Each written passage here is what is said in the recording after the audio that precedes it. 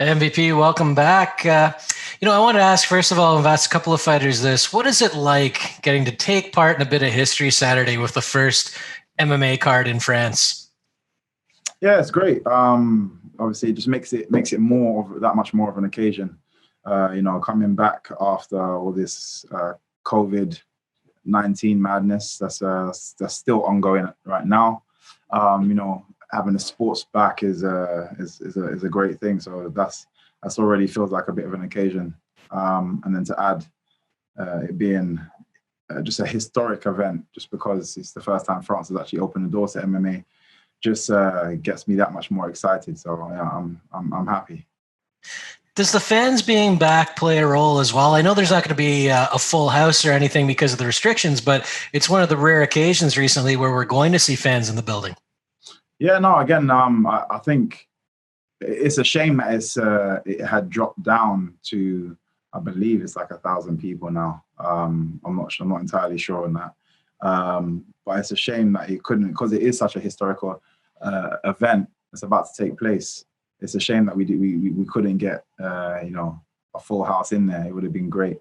But it's definitely a reason to come back to France and put on a show later on when everything's kind of back to normal. Now, you've got Ross Houston here, undefeated Cage Warriors champion. He is a tough test. And then if you hear some of the commentary online or from certain areas of the fan base, they label him as a can or just a guy that you're going to crush. Does that frustrate you? Because it really does take away from, what you have to do this weekend. And he is a quality opponent. Yeah, you know what? It's a bit of an unfortunate side effect to my style. And I've said this from a long time ago, because if I beat all the exact same people that I've beaten so far, but in a very different, more generic style, where it's a bit more of a back and forward, I get hit a couple of times and, I get rocked and I come back, and people would just label me, oh yeah, this guy's a great fighter, he's tough. And I wouldn't have that kind of, oh, he's fighting cans appeal. But because of my style, I make really good opponents look very mediocre, which is great entertainment-wise.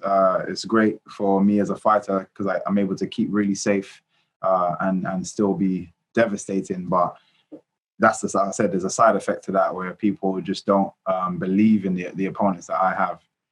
Unless they're, really high, level named opponents. I'm talking from my first ever MMA fight.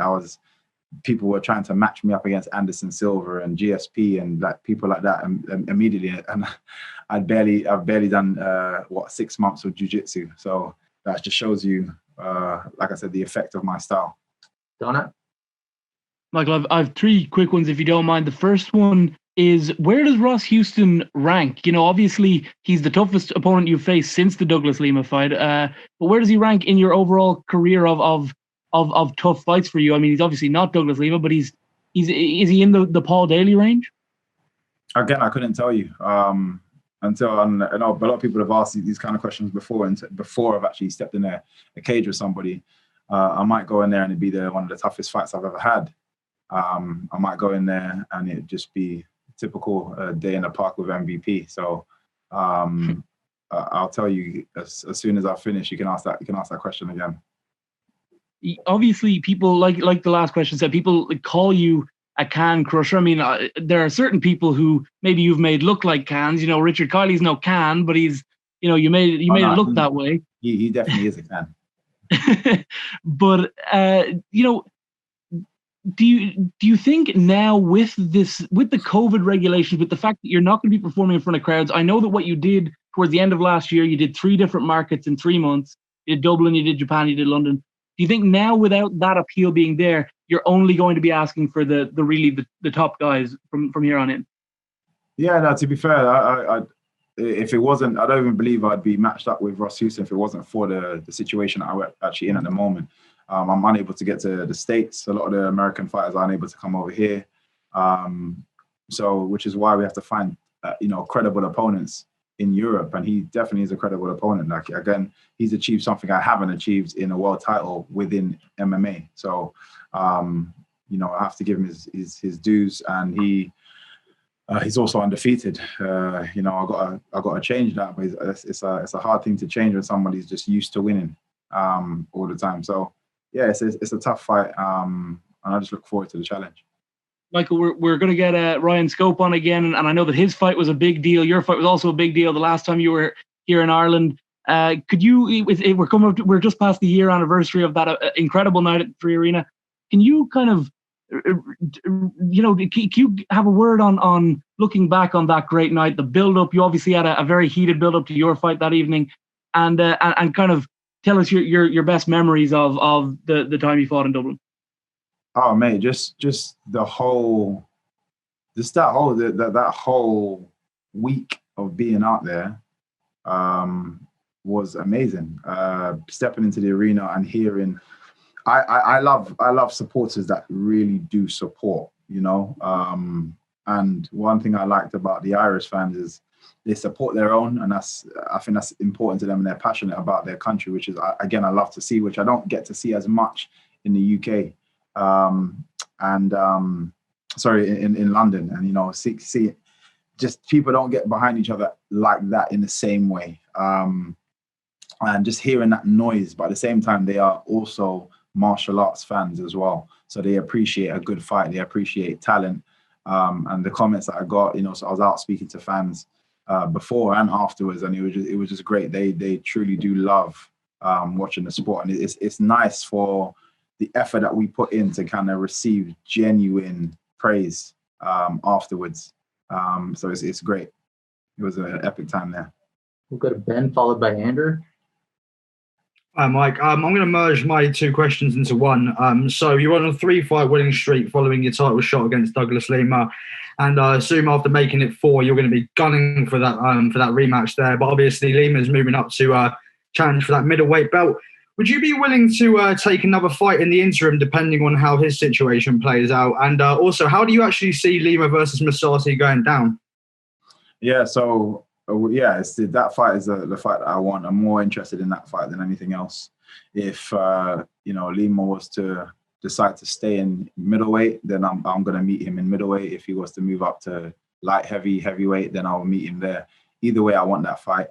And with regards to his fight, up and coming fight, again, everyone knows that I have massive respect for Lima. Even bigger respect, I think, for Musasi, because I just think he's one of the greatest in our sport. That's just kind of massively underrated, or should be, a lot more highly praised. I actually went to spar him in preparation for Douglas Lima, and the reason is I actually think he's a bigger version of Douglas Lima. And the only main difference there is I think his jiu-jitsu is way superior. We've seen that in how he dealt with Rory McDonald, and I think that's going to be the real difference maker in this fight. If it goes to the ground, Douglas Lima will drown, in my opinion. But I think it's a great fight to make. It was a great fight, a great idea. Very ambitious of Douglas Lima. The fact that they've actually sparred already, and he actually says it didn't go his way, is even more ambitious for him to want to step in and do that in public. So again, he's an amazing athlete, got a great mindset, and I'm just going to be a fan on the side, just waiting to see the result. But either way, I want him afterwards. Andrew? Hello, mate. Yeah, kind of carrying on from that. As a competitor, it was kind of business as usual for you. You got 3 wins on the bounce after losing to Lima. So how important is it just to get that O back, to get back the person who defeated you before? How significant is that for you to get Lima? You know what? It's very significant, but not because I lost, not just because I lost the fight. Now, if it was a close back and forth and I lost, or I got completely dominated and I just lost that fight, I probably wouldn't be that eager to get back. I'd know to myself that there's a lot of work that I need to do to kind of get back to that level. What is more frustrating and why I want to get that back is because I felt like I was in control of that fight. I felt like I almost gave that fight to him, being over eager, being a bit too overconfident in a small moment, and forgetting that at that level, those small mistakes are devastating mistakes, are massively detrimental, as everybody saw. And I think that's what's more frustrating. You know, I had him rocked. And I actually said that, I can't remember what interview or who I was talking to, but I said it's going to end in the second round. Either he's going to be on the floor or I'm going to be on the floor. That's exactly how I said it. And that's exactly how it went down. I just feel like it should have been the other way around, or it was on its way to heading in that direction. And I made a few stupid mistakes that just should never happen. And that's the reason why I'm chasing it, because I feel like I know what should have happened. And it's more frustrating when you feel like you gave something away versus actually just losing. Does this feel like a special night for British MMA? Of course, you know, the first one in Paris, France, but the BBC thing feels massive. And you got one of the biggest stars in British MMA and a guy who's much beloved back on the British scene as well. So does it feel like a piece of history for British MMA? Yeah, 100%. I think Bellator have been amazing with regards to getting out to the European audience. People are really starting to know who Bellator is, know the organization of Bellator. And this is, you know, re-educating people that think UFC is MMA, which is great. So people are like, you know, really are starting to acknowledge different organizations and actually understand what the, you know, our situation is. And having BBC on board is just that's going to make it, you know, we're going to go out to way more people. And you know how I feel about that. The more eyes that's on me, the more I want to act out, shall I say, but in a very entertaining way. So I'm definitely looking forward to this night. It's definitely going to be history for the UK and for France. All right, we'll go to Lenny. Take 2 more questions. How's it going, MVP? Good. How's it going?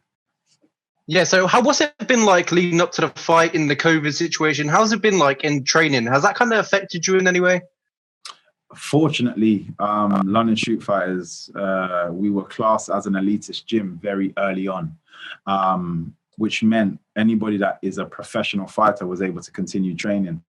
We had a load of different things that we had to adhere to, COVID, you know, practices, shall I say, that we had to adhere to. But either way, that definitely kept me sane. I wasn't cooped up in my house like a lot of other people. So I was fortunate to be able to travel to training and the roads were empty. So it was nice. Get to train every day and still kind of keep that momentum going.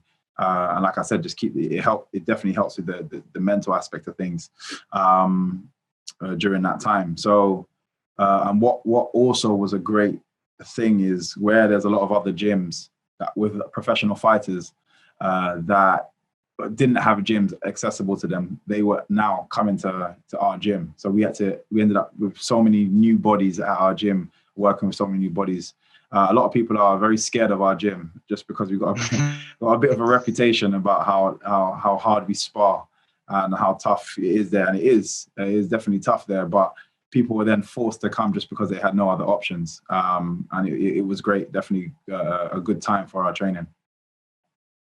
Yeah, so we'll talk about the fight this weekend against Ross Houston. Do you feel like, what are you going to expect from Ross Houston that night? I don't really expect anything other than him being a tough MMA fighter, and you know he's going to want to go for the win. It's a lottery night for anybody that fights me, because they'll make a name for themselves immediately. So he's going to be a tough MMA fighter. I've come across a load of them,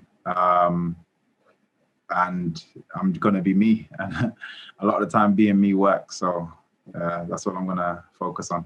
Okay, we'll take 2 more. Santiago, followed by Michael Morgan. Hi, Michael. Greetings from Amsterdam. Do you doing? still want to do boxing matches, or is your focus only on MMA? My focus at the moment is MMA, but I definitely I'm not stopping with the boxing.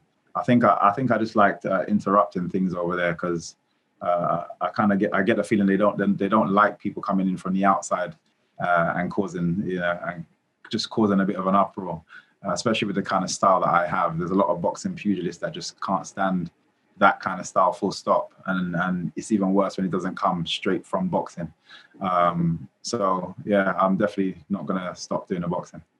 They don't like that, man. I love that style. Well, last thing for me, Michael, Bellator is looking to come to Amsterdam next year. Would you like to fight in a country like Holland, where the people adore beautiful striking like yours? Exactly, it's the same thing I said about the Irish fans in Amsterdam. It's exactly the same. They are they are pure. They love martial arts. They love combat. And I go over there quite a lot. I've got a lot of friends over there. I used to go back and forward almost just every year. I used to go like 3 or 4, 5 times just to go and see friends over there. And, you know, I've seen how they are over there with regards to the martial arts. So it's yeah, Amsterdam is definitely a place I'd like to perform in.